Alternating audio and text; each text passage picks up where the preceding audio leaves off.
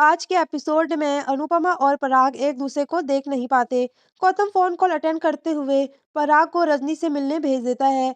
पराग रजनी के ऑफिस पहुंचता है और दोनों एक दूसरे को देखकर हैरान रह जाते हैं। भारती अनुपमा से पूछती है कि क्या हुआ। अनुपमा कहती है कि उसने बिल्डर की कार देखी थी। भारती कहती है कि शायद रजनी ने बिल्डर को धमकाने के लिए बुलाया होगा। अनुपमा कहती है कि उन्हें डरना नहीं चाहिए क्योंकि रजनी उनकी तरफ है। गौतम पराग और रजनी के अजीब व्यवहार को नोटिस करता है।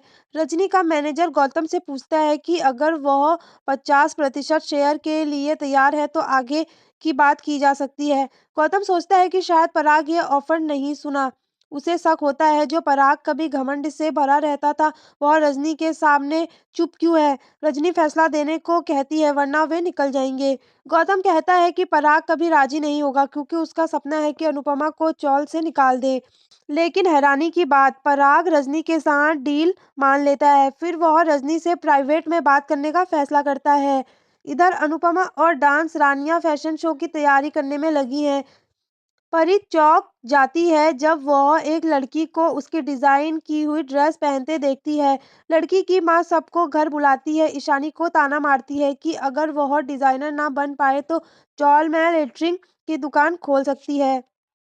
परी भी जवाब में कहती है कि ईशानी आर्टिस्ट ना बनी तो जूनियर आर्टिस्ट बन सकती है। दोनों झगड़ पड़ते हैं। अनुपमा दोनों को डांटती है कि कला का अपमान मत करो और काम पर लौटो।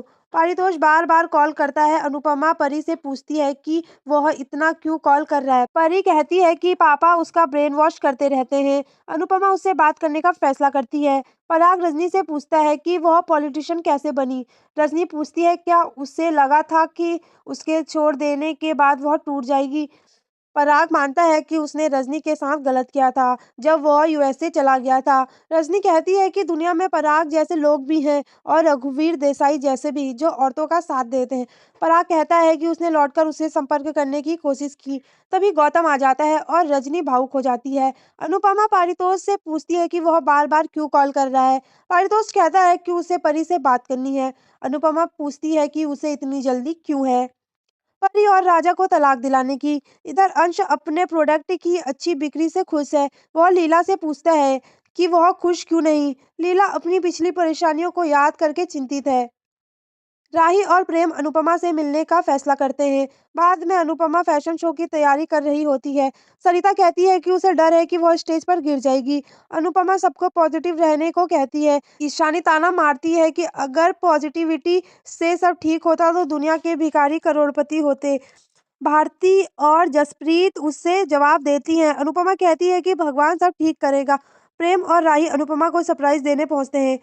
इवेंट ऑर्गेनाइजर्स अनुपमा को बताते हैं कि शॉर्ट सर्किट के कारण इवेंट कैंसिल हो गया है। परी घबरा जाती है। अनुपमा उसे संभालती है लेकिन परी अपनी किस्मत को कोसती है। अनुपमा कहती है कि इवेंट फिर भी होगा।